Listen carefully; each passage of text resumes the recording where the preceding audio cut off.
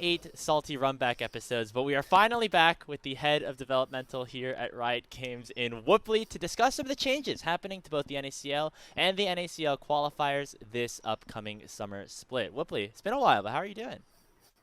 Hey, pretty good. I mean, we just got through the announcement earlier this week, so that's sort of been the thing on my mind as we've been pretty heads down over the past couple of months trying to get everything ready for that. So now that it's live and I've gotten a chance to see how everyone's reacted to the news, I'm in pretty good spirits. I know your off season is maybe a little bit shorter than most because of the work that you have to do preparing for the next split. But did you have any time to take a break or do anything fun this off season? I did, yeah. I always try to catch up on all my indie games. I've been on a bit of a puzzle game kick recently. I've been playing a bunch of cool puzzle games that have been fun. I got a chance to go up to NorCal, so that's where my dad is, and got a chance to hang out with him for a weekend, which was also really nice. So, as you might have noticed by now, my audio unfortunately did not pick up for this episode of Salty Runback. So I'm going to do a little post-production voiceover action here to kind of tell you what I was saying. Also, just a quick disclaimer here from the future. This video was actually recorded about a week ago before the big Riot announcement that came out earlier this week in regards to the Americas region and all that. Basically, everything in here is still relevant for the Tier 2 developmental system and very much worth watching. You get a lot of good insight. But just want to put that out there. There are a couple of things that we talk about in here that is expanded upon more with the 3-split system and all that kind of stuff. Anyway, basically, right here, I'm telling Whoopley how cool it was that he was playing different stuff. We get to what games he was playing later, so stick around to the end of the episode if you want some Whoopley game recommendations, talking about the long season, and then I dive straight into asking about Brandon Sanderson and OTK coming into the NACL. Yeah, I mean, I was kind of hoping people would be a little bit caught off guard by that one because it's like you don't necessarily expect that to be part of the NACL sort of usual news cycle. But yeah, both of those came about in pretty unique ways. I'll say more generally, and I talked about this in sort of like our announcement video. Mark and I have been cooking on this sort of North American Celebrity League concept for a while. Because we've been talking with a bunch of folks who we think would be like a good fit for the ecosystem and would be interested in the NACL or getting into esports. And that sort of partnership model came out of those conversations, right? Like, how can we remove the blockers from these folks that want to get into the ecosystem, but essentially like just, creating an esports team from scratch is, quite, quite difficult. And so we ended up creating the partnership framework. And, we had different connections for both. Travis Gafford mentioned this in his video, but he helped us connect with the Dragonsteel folks, which was super awesome because he's done some work with them. OTK, I've been trying to get them into the NACL for quite a while. And so if with the model, essentially it was like, okay, cool. We feel pretty good about being able to enter right now. And they were also pretty excited about Brandon Sanderson too. So I think a lot of things came together that ultimately, made made it all happen. And so we were really, really excited about it. I mean, I'm personally like a pretty big fan of OTK. I watch a lot of their streamers quite a bit. And Mark's a resident Sanderson fan. Yeah. So it was great too, because we were also just like giddy behind the scenes being like, dude, I can't believe we got these guys. You each got like your own little personal person there or group that you guys are big fans of to end up working with you. That's super cool. I remember there was a yeah. And I remember there were some tweets going around. It's like, man, Travis finally does not have any excuse to not watch the NACL anymore, because I know he always memes about it on his show. It's like, Yep. I don't care too much about that league. We're talking about the LCS, but then now Brandon Sanderson's involved, and that's I think a really cool way to get people involved. It's a great day when the title of the Hotline League episode is talking about the exciting NACL news. I'm like, we made it. Wow. Yeah. You told. Oh yes. he's been an excellent plant to forward the NACL agenda. Well, one of the things I remember we talked about when like an organization like Disguise came in is this, having influencers in the league and having, more popular people in the ecosystem is a great thing. But man, Toast is crazy for building his entire team and like paying all this money, losing all this money on all the players and things like that. Was that on your mind when discussing what the model of bringing in new partners with these orgs would look like? And also, if you want to just kind of describe on a whole what these partnerships really do specifically entail, because I know that you mentioned that there are differences between these groups like with Starforge and with Dragonsteel versus Disguise, but if we could learn a little bit more about what these partnerships actually do have in store for them. Sure. So I'll touch on the Toast piece and then circle back to the sort of like more specifics around the partnership. So for Toast specifically, I mean, I give that dude so much credit because he's to actually just like create an esports team from scratch. I mean, he does not hide the fact that it is not exactly the most financially driven endeavor. So having him be like, you know what, I just really want to support esports. I think it's really cool. Specifically for the North American esports ecosystem for League, like, he came in at a perfect time to be able to like provide a lot of stability in the ecosystem when I think it needed it. So I give like major credit to Toast. He's been an absolutely incredible partner, and I think we're really, lucky to have him as part of the NACL. But that was also part of what got us thinking about the partnership models, because it's like, okay, fans love having DSG in. Hopefully we're delivering a lot of value to him as part of the ecosystem as well. Like, clearly there's a lot of value here. So what does, creating more opportunities for that type of dynamic, like how do we as Riot sort of help facilitate that? And that's what actually got us to the partnership model. So the specifics of it, I think I also touch a little bit on in the video, but essentially, a way to think about it is sort of like a team sponsorship. So Dragonsteel and Starforge Systems specifically are sort of partnering with these endemic organizations. The endemic organizations, right, in this case, Maryville University and Cincinnati Fear, they're experts in running an esports org. They already have, existing operations, managers, scouts. They're familiar with the ecosystem. They know like how to build a competitive NACL roster. Like, I'm sure you guys saw the Fear X Starforge roster announcement, and it's like they look pretty good. Yeah, exactly. So like, that a lot of the like just running an esports team, like the endemic NACL orgs are experts at that. So essentially for these outside organizations, they like esports, they want to get involved, and so they're providing direct financial funding to these organizations as part of like becoming sort of a name partner. And so for them, they're like really big League fans, so they want to get into the ecosystem. So they're like, hey, I would love it if like I can kind of own a team, sort of like air quote style. So for them, it's like cool. They get to work with existing organizations, providing the financial support as well, which is like goes a long way to these existing organizations that are operating from the grassroots side. And then hopefully for fans, like they're really excited about these new orgs coming in as well. So yeah, I mean, I think it's pretty cool. The other thing that I will also say that I did call out specifically in the video, and I don't want to leave out because I think it's really important, is a lot of these for Starforge and Dragonsteel as well. One of the other big draws for them was being able to support North American talent, like support these players. That's in particular why like Dragonsteel wanted to partner with Maryville University, is sort of that like university scholastic connection. So for them, like that was an example of something that's like, cool, we know that's the team that we want to work with because that's really important to us as an organization. And same with Starforge, right? Like the idea of being able to come in and support the North American talent and help like these players on their path to pro was a really big draw for them in terms of like, okay, cool, this is pretty exciting. So I went ahead and responded to all this by basically saying that I am not actually personally a fan of Brandon Sanderson or OTK. I don't really follow them, but it did seem like it actually made a lot of other people that are fans excited about their involvement, excited for the teams, excited about the announcement, whether they were already invested in the space or not, which is extremely cool. Moving forward, then, I had the next question for Whoopley, which was how Winthrop University came about getting added to the NACL. Yeah, so this one was interesting because I'm sure it may have caught people off guard in the announcement. They're like, "Oh, okay, I guess Winthrop is joining."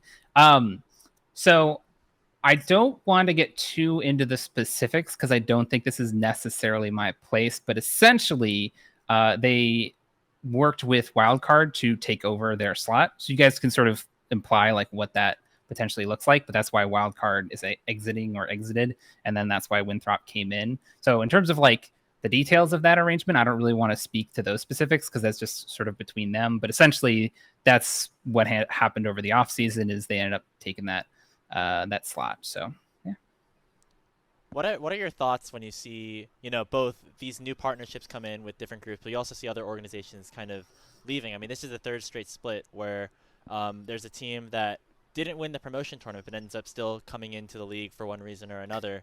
Yeah. It's not an ideal situation, obviously, but like, how do you end up balancing that in terms of, we're getting these good partnerships, but also we want to make sure that they stay around even because, to keep them in this space for years to come?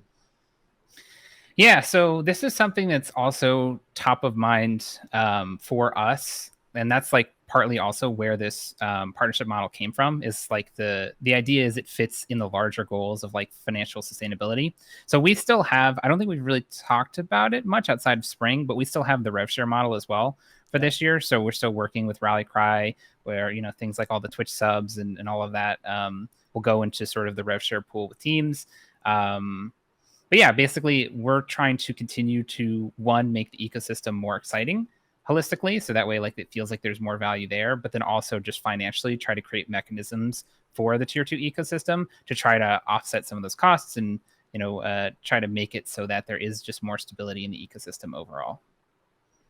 Yeah, that makes a lot of sense. I mean, obviously not the best situation to always have teams kind of going in and out, but I mean, we'll talk about this in a bit, but there's a lot of new incentives and a lot of really fun things happening this year that I think will make a lot more people interested in the league. I have one more question quickly about just like the partnership systems. I think this is something that kind of went a little bit under the radar, but it was also announced that Blue Otter is partnering with Cloud9, which is another LCS team getting involved into the ecosystem. We of course already have TL and Fly. We also have NRGs, who is aligned with Supernova as well.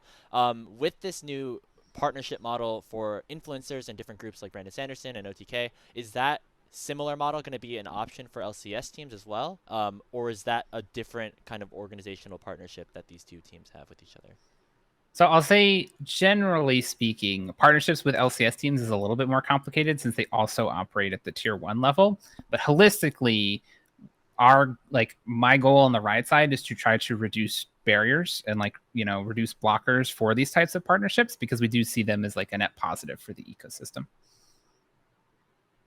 We like having reduced barriers. Always good news to hear that. Then moving on, next question is, we talk about the impact of full Fearless, one of the big changes that was announced for the NACL. For those that don't know what this is where picks by either team are banned for both teams for the rest of the series. But in best of fives, in games 4 and 5, you still have the Fearless bans, but no regular bans. Or I think in game 4, it's no round 2 bans. Game 5, it's no regular bans at all. It's really interesting stuff. And naturally, we asked Zach about it. Yeah, full Fearless is going to be interesting. I'd say, yeah, so full Fearless is kind of just born out of the feedback from our first run at Fearless Draft. So in general, and we talked about this in spring, was like, hey, we think there's potential developmental benefits towards like essentially requiring a larger champion pool with like the normal Fearless Draft. And then also just more generally, we think it'll just create more of an exciting like watch experience for fans as well. Because, I don't know how you guys feel, but at least personally speaking, the idea of like champions getting run back every single game tends to get a little bit, yeah. So, fun fact, we watched a lot of the collegiate games, after the NACL season already ended, and we kept seeing the same champions get picked over and over again, and it was really like a barrier to like break through. It's like, man, does not feel like this is so boring.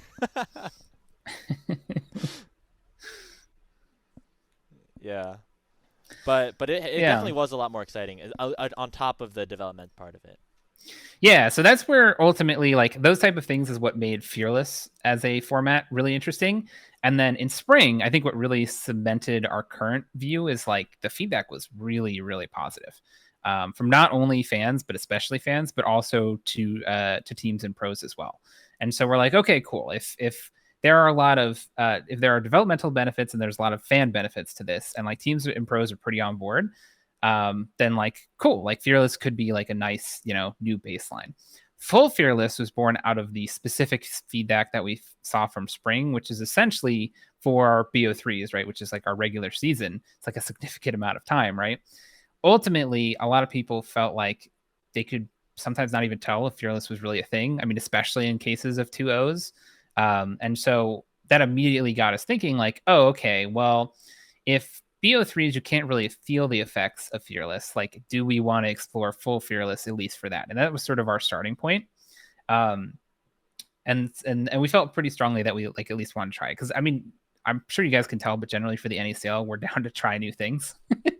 Yep. I mean, worst case scenario, we always just go back to different formats or go back to different options. But at least for BO3s, we felt pretty confident that full Fearless was going to be like something that we wanted to try.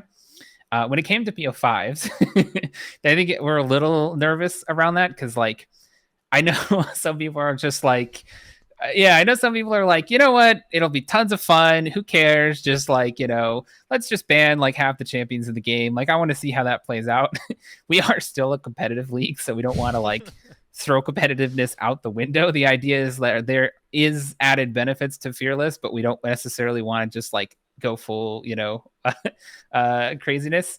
So we ended up actually presenting a bunch of different options to teams over the offseason of like, hey, we're pretty confident full Fearless is going to be a thing for BO3s. How should we tackle BO5s? And among them, we ultimately landed on the one that we talked about in the article and the video, which is essentially like, limited bans for game 4, no bans for game 5.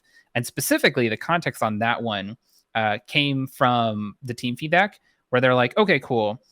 The problems that Fearless create in a draft format is that the later and later you get into game, essentially the less options there are, and like individual players start getting like their champions pinched, and it becomes a lot harder to draft a competitive roster if you're going so deep in the champion pool.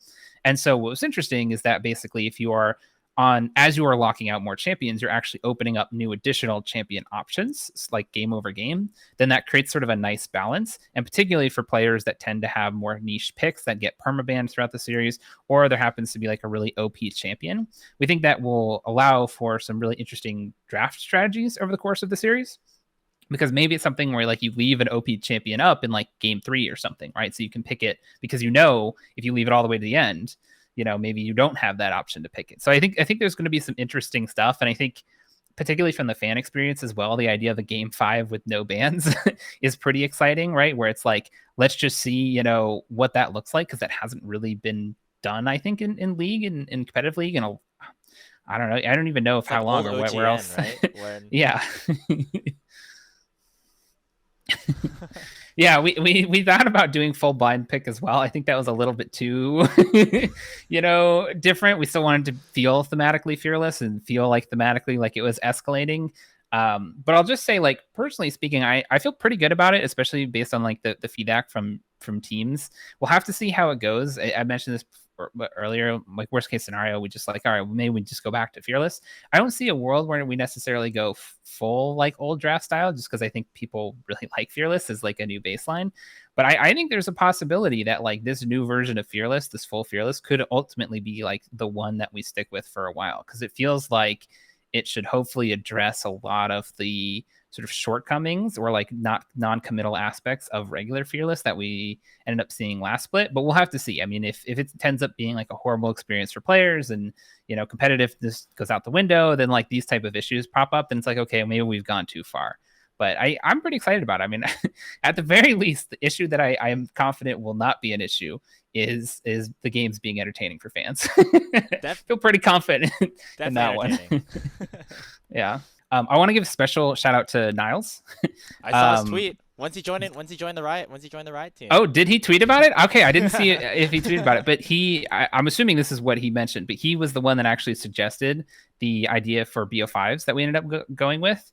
Because he was actually one of the first teams that we talked to when we were presenting a bunch of different options, and then a lot of the other teams really liked the idea. So wanted to give a shout out to him as well, because that was I mean, pretty helpful, right? It's what we ultimately went with. Yeah, I know that yeah, player coach also, potential maybe Whoopley assistant one day, that could be a new Yeah. job for him. I know that our friend Camcom would have the feedback that this true fearless is actually not even enough, because I know that they run an event with Lotus sometimes where it's a full best of 5 and all of the bans are also banned away for both teams forever. So then you get to the game Yeah. 5 and there are a total of 80 champions that neither team can play, and it got really crazy. There was like a show match that happened a couple of weeks ago, but I assume that was never in the cards. I mean, making the games entertaining for fans is a goal. I don't think it's the primary goal for a developmental league. Yeah. So, yeah, that one's maybe a little bit much. All right, and everyone's gonna start laughing because I ask if he slid Sure. into Marksy's DMs yet to get Fearless Draft into the LCS. I mean, they trialed the single round robin, the best of 3. So that's already kind of seems So to be the it's formula a little bit. to me, it's so funny that in the announcement video we did, Mark addressed like LCS Fearless is like, hey, we're not doing it right now, because I I think a significant part of that. I mean, maybe I'm wrong here, but I do think a part of that was me constantly bothering him about it. Because it is, I mean, I'm obviously a huge fan. LCS has larger implications to worry about than NACL in terms of like, what would that mean for international events and stuff like that? Probably not ideal to, play on a different format. But for me, I'm a huge advocate for it. I think it's a lot of fun. And so, if nothing else, knowing that even though it may not make the most immediate sense for LCS, I love bugging Mark about it. There's some other things that were announced here that are going to be happening with the NACL. So the first of which are going to be the idea of money matches between different teams. I think it's during weeks 4 and 5. Is that correct of the season? Or That is it 3 and sounds 4? correct. I think it's 4 and 5. Let me check real think. quick. Yes, 4 and 5. So in the middle Okay. of July. That's I think also when the NACL is taking a break, or when the LCS is taking a break. So it'll be right in the middle. That's the idea. I know that you guys kind of touched on it a little bit, but what exactly do these money matches entail? Like, is the broadcast going to look different? Is there going to be like a kind of cognizant approach of picking which teams play against each other? What kind of does this mean in its entirety? Yeah, so money matches are interesting because it wasn't necessarily something that I thought was going to be like, oh my God, people losing their minds about it. I thought it was kind of like a small optimization type thing where it's like, hey, if we could do this and there's not a lot of barriers to doing this, like, let's just throw it in and see how it goes. And it was actually, I'll give full credit to Rally Cry, who mentioned like, hey, a bunch of esports do this. Is this something that we should consider for NACL? I'm like, that's a really good idea. Maybe we should try that. It's kind of weird too, because like I don't know if any of the other leagues do money matches, but it's to me, I think it's a fun concept and like worth experimenting with. So there's nothing crazy, but essentially, when we were trying to implement it, we wanted to make sure that teams felt really good about like the competitive fairness of it. So we were very upfront when we talked with teams during the off season of like, hey, if we're gonna do this, like here's the type of things we would do. So for example, like giving every team the same amount of money matches, trying to put them on, the same type of weekends to not only like create that parity, but also, try to create a nice viewer experience out of it too, being like, hey, it's the money match weekends. But in terms of the actual mechanics of it, when we built the schedule, we baked the money matches into it. So we tried to have a like couple of cool like rivalry type matches built in there. But also, since it takes place over the course of just like a couple of weekends, you can't have like every hype match all at once. And there is sort of like, I'd say like our outstanding concern of like, hey, we'll have to see how this lands. And teams are pretty comfortable with this as like the caveat is like, well, what if, one of these teams ends up coming in like, they're undefeated versus like, it turns out that the team that they're like pre-selected matched with is, on the lower end of the like performance side. So those type of things are sort of things that we're going to be watching for. But we think it'll be a nice balance, and we're trying to optimize more for competitive fairness. And so that was sort of like where we landed at for a lot of the mechanics of the design. So I say that they need to get Kangas and Deserux to do some sort of wrestling bit for the money matches. Have Eric throw Steve through another table. Oh yeah. Oh yeah, that was That was definitely in the back of my mind. It's like we got the wrestling style like announcer. Like I want to put the money match on that. Yeah. There's a lot of room for content in money matches. I know Yeah, it should be fun. In collegiate, there's been a lot of trash talk this season specifically. Is there hopes that a format like this increases that a little bit for the NACL? Are you poking the bear a little bit in terms of trash talk between these players, because it's been a lot of fun both in the LCS and also in the collegiate space? I mean, I think in general we kind of leave it up to the player's own comfort level. But when we were talking to teams around this, like part of the excitement was like, oh yeah, no, this will create a fun opportunity to, at least at the org level, have some trash talk moments, and like especially with the new partnerships coming in, I think that'll create like even some more potentially cool like rivalries or narratives. And so part of that hope is also to showcase some of that during the money matches. Now here's an idea that I'm going to credit Kangas again, who he does the caster showdown every year, where all the different casters play against each other in like a little tournament. And the way that they decide side select is each team brings one representative forward, and they have a trash talk segment for about a minute, and then the audience decides on the winner, and that team gets side select. What are your thoughts? What are your thoughts on that? Yeah, I don't know if we would do that for NACL, considering that it's still a regular season match with actual implications for playoffs. Then if you're a team, you got to hire the good trash talkers as well, because that'll help you. I really wish I remember what I said here because everyone's laughing, but who knows? Maybe I recommended like league boxing or something dumb. Yeah, that's definitely part of it too. I think if we wanted to do something like crazier, it would probably have to be in the off season. The idea of like the money match for us, it was like a question of like, cool, if we can, sprinkle a little bit of content on top of the regular season, like how can we do so in a way that's interesting? Because I'll say the other thing also. So you mentioned that it's during the LCS breaks. That's very intentional. Our hope is that like we can kind of, not fill the shoes, but like create like an interesting, like, hey, by the way, money matches are going on. If you want to check out the NACL, right? Like create kind of a cool moment there for fans who maybe don't watch the NACL normally to at least like, maybe give it a watch. But also, like, our regular season, I think, is 9 weeks long total, right? That's kind of a little bit of a grind. So, like, part of it is, like, okay, at the beginning of the season, like, why do fans have a reason to tune in? It's like, okay, we want to see all the new players. You want to see all the new rosters, all the new teams. What about at the end? It's like, okay, well, now playoff implications. You want to see where everyone's, where their final placement is, who makes playoff, who goes to the relegation tournament, and then like you have the start of playoffs, which is like pretty exciting. So if it's a 9 week regular season, there's this block in the middle where it's like, okay, it's just NACL games. So part of that too is also very strategically to be like, how can we like throw some extra kick in there in the middle of the season to like keep it interesting and feeling dynamic.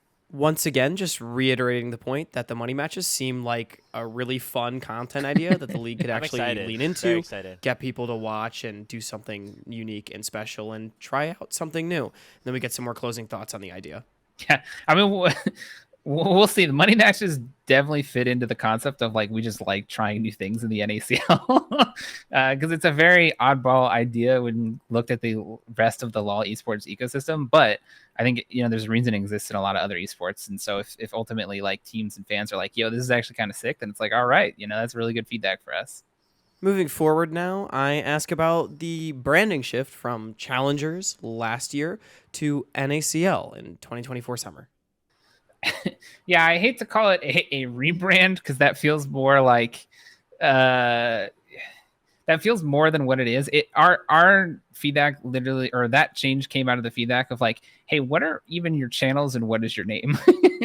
Because we did the actual like rebrand was way back in the old academy system to the NACL, but it was NACL, it was Challengers League. Some of our channels were path to LCS. So that one was much the way that we're looking at it is a simplification or like a streamlining of the ecosystem, where it's like when we built everything, we had a bunch of these different like channel names and there wasn't necessarily a lot of clarity. And so it was just like, okay, if we're in the with the goal of like trying to actually create or reduce confusion in terms of like new fans wanting to get into the ecosystem. Like I think I even replied to on like one of the announcement Reddit posts, somebody commented being like, hey, I'd love to check out the NACL, but I always have a hard time finding the channel. Like that's the type of problem we're trying to address with this. So it's a lot less like a rebrand and like, okay, look, we're just NACL, everything's NACL, YouTube channel's NACL, Twitter is Watch NACL. The idea is like, okay, cool. It's just NACL.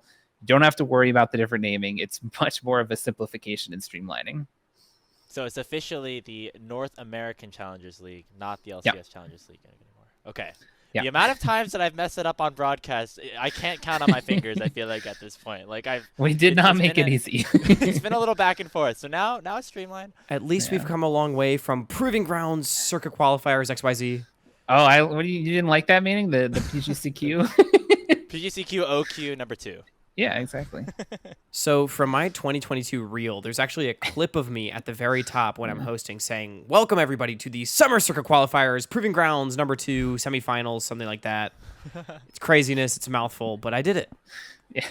We're getting there slowly but surely. Yeah, we are getting there. Now we're fully embracing the salt, which I like. I know that a lot of people meme about the fact that we're the Salt League, and so now we're really, really, really officially the Salt League with the NACL. It brings me great pride whenever anyone mentions it's the Salt League, because that's very intentional.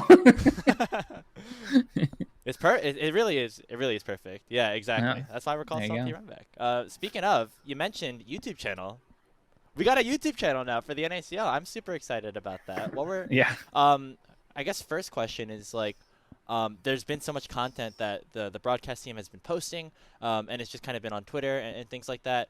What came around to the decision to post, to finally create this YouTube channel? And is there going to be any additional content or more regular streamlined content on this page, or will it be mostly just a hub for the archive footage of stuff that is used on broadcast? Yeah, so I'll answer this question. There's a couple of different things that I want to hit on for this question, so we'll see. I may lose my train of thought, but I'm going to take a stab at it. So first of all, I want to address that I think this is long overdue. We've been trying to get a YouTube channel spun up for a while, but it took us a little bit of time to get there, because I know particularly our talent, who's been working so hard on all of the content over the past, since the inception of NACL or even old Academy stuff, is like, just having a place that's like, okay, cool, the YouTube channel to house our content is like something that we really wanted. So we're really happy to finally be able to actually launch that. I say there's two main reasons that the YouTube channel came about. One is the content piece. So like we have a regular weekly content cadence that the talent works on, and outside of the general just casting. And so for us, being able to actually upload that content in a consistent place to make sure that it doesn't get lost into the void and lost to time was I think really important for us. But also one of the infrequent comments that we would see in Twitch chat or wherever was just like, hey, I just don't really like watching on Twitch. There's for whatever reason, right, where it's like you don't necessarily have like the ability to scroll back. I think that's the most common feature that people like on YouTube, right? And so there is like a pretty big YouTube, if not like specific YouTube preferred audience. And so being able to open that up now is also, I think, going to be really important, because I think a lot of people, they think straight about the content, but for us, we're also going to be streaming all of the games to the YouTube channel in addition to the Twitch. And so for us, that's like a really big win as well. Can I be honest with you? I'm one of those YouTube guys. I love getting to like watch back the VOD or like go back to the start of the game, check out the draft of the last game and things like that. So I'm not gonna lie, I'm gonna be subbing to the YouTube channel, and maybe you'll see me in that chat instead more often than not. Nice. Yeah, I'm not sure how to feel about it, because we're starting from like literally 0 subscribers. I know that number has jumped up quite a bit, but I'm very curious to see like I'll say I think the goal for summer is going to be trying to like let people know that the YouTube is an option. Like just because it's not something that we've had like, there, like if you just look up LCS, for example, you have like the LCS YouTube channel. So for us, I think a lot of it is just being like, by the way, guys, we're also now streaming on YouTube. Hey guys, they're streaming on YouTube. You should go check it out. It's going to be really awesome. I'm actually personally really excited about the YouTube, so that people's content will be able to be up there. I think it's just going to be good for the longevity of the broadcast. Next question, though, is about the qualifiers and the new broadcast coverage philosophy with the official broadcast, and any hopes moving forward with a new plan. Yeah, so this is a funny question, I think, specifically because I'm talking to you guys.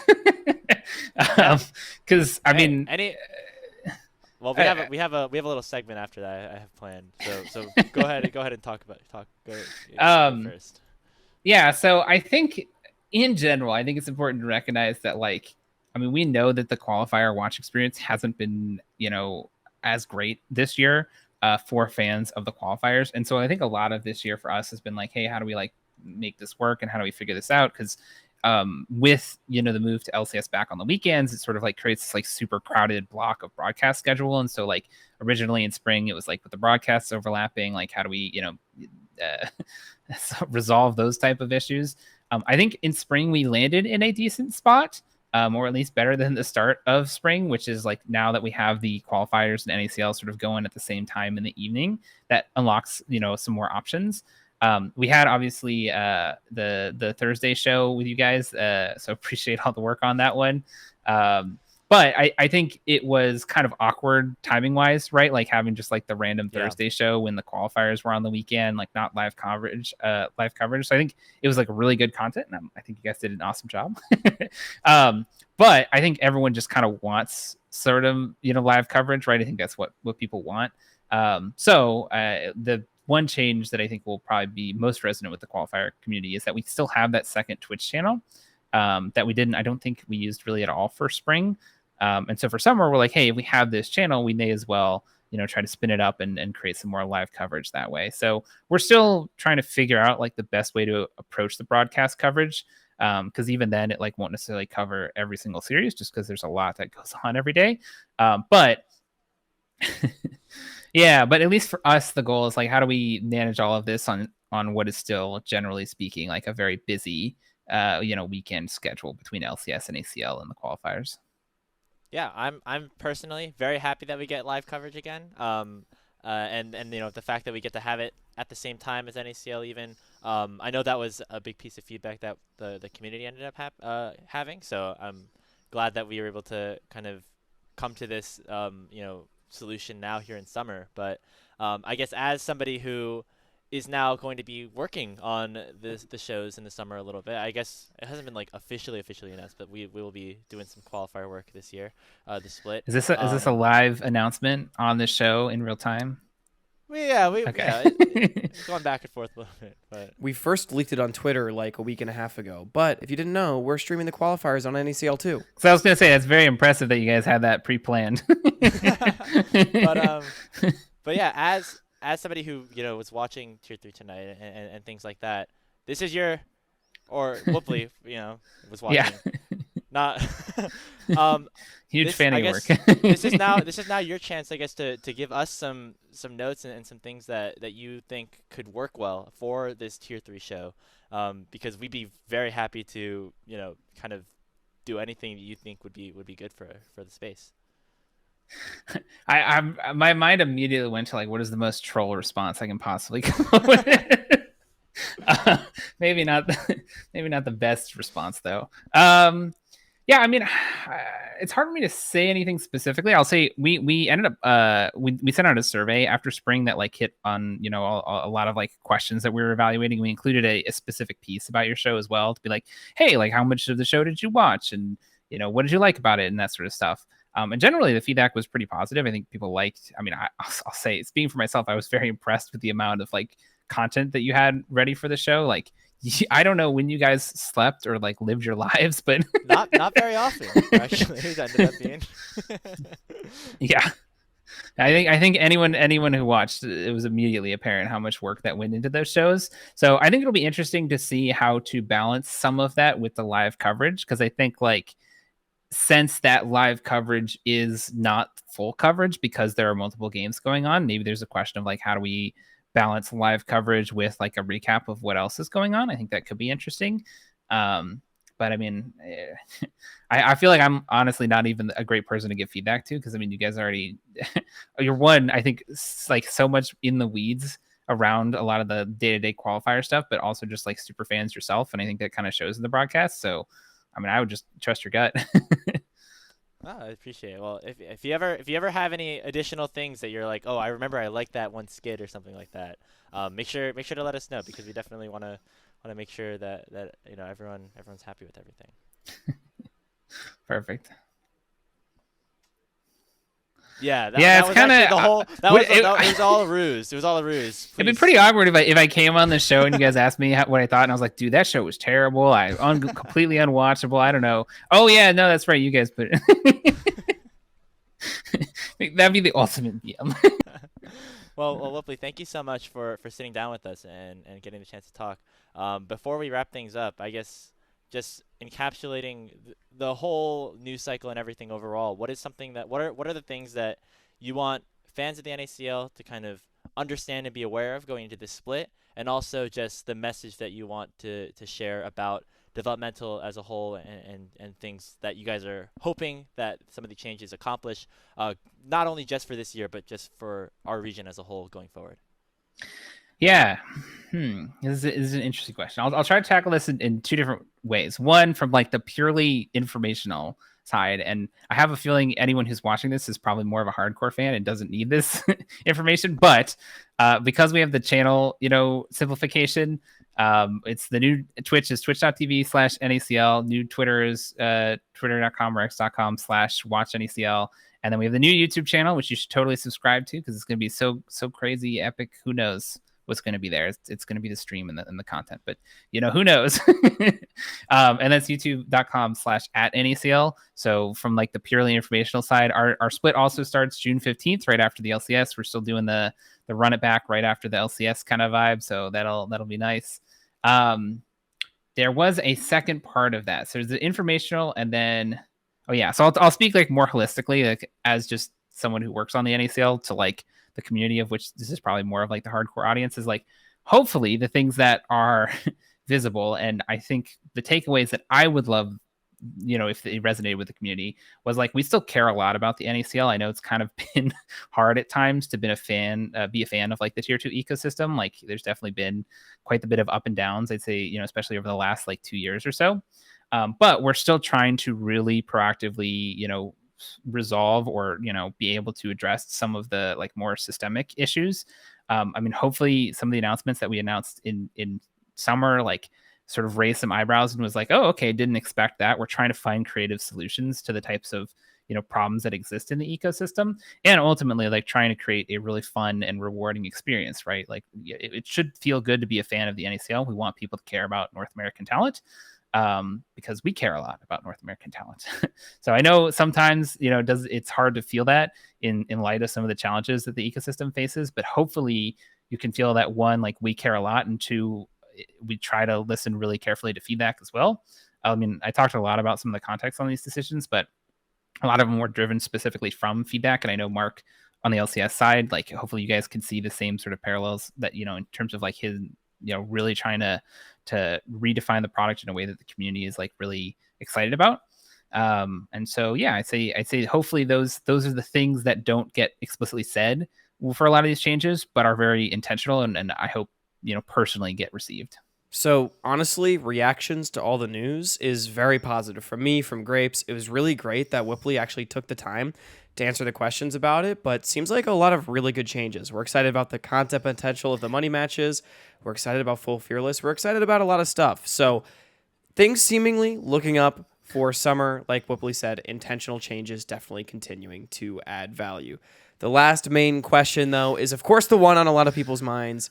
Hey, Whoopley, we know you're a big variety gamer.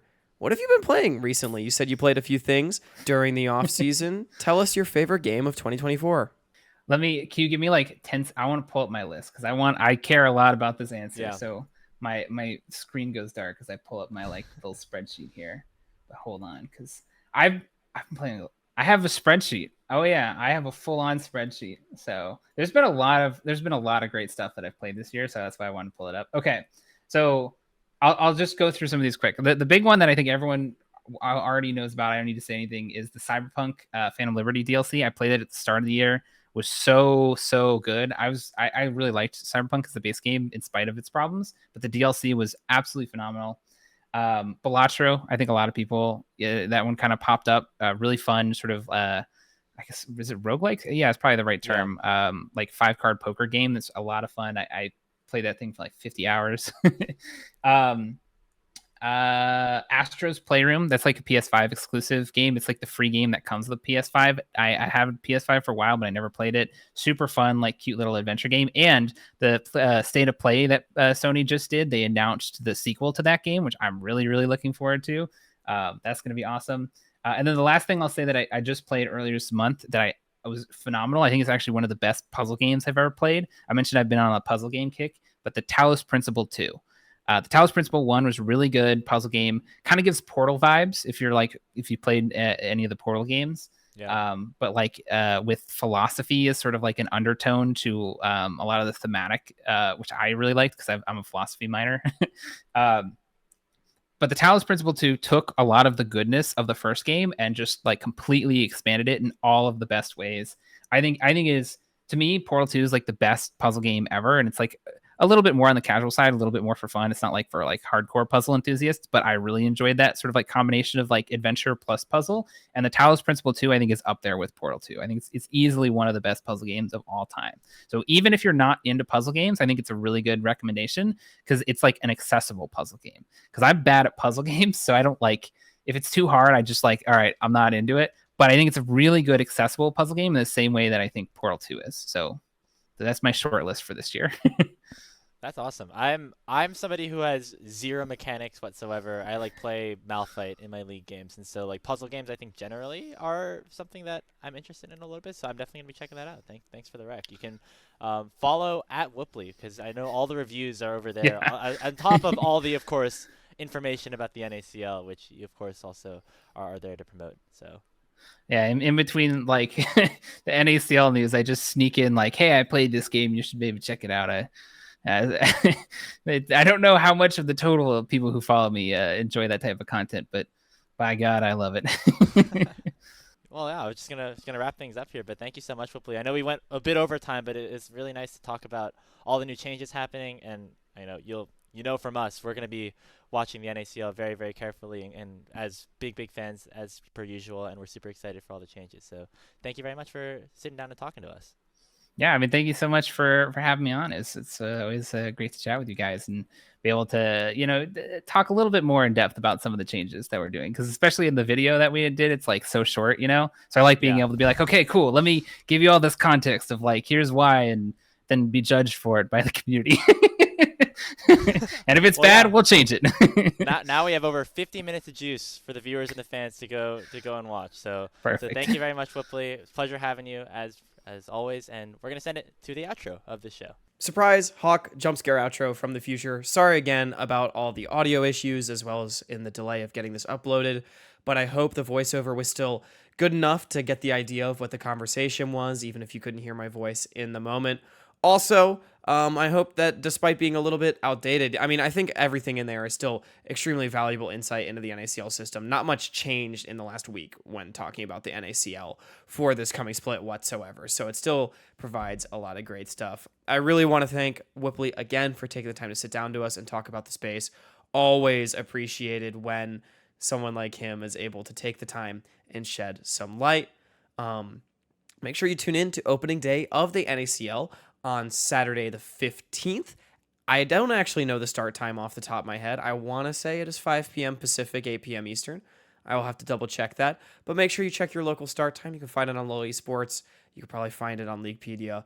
All those good spots. It's going to be on twitch.tv/NACL. Remember, not LCS Challengers, but NACL. You can also find the qualifiers coverage starting at 4:30 Pacific, 7:30 Eastern on NACL2. Twitch.tv/NACL2. Come hang out with me and Grapes as we go through the first Swiss tournament of the split. You're not going to want to miss it. Thanks to everyone that tuned into CLOL over the weekend. Make sure you watch our most recent episode where we got a chance to talk to Chu and Clerky. If you don't think that these NACL changes are good, you can take it with a grain of salt. I've been Hawk. That's been Grapes and Whoopley. Follow us on all of our social media at Salty Runback Pod and at Hawkcast at Speedy Grapes. Follow Zach on his social media, Whoopley. We'll put it in the description. And stay safe. Have a great night.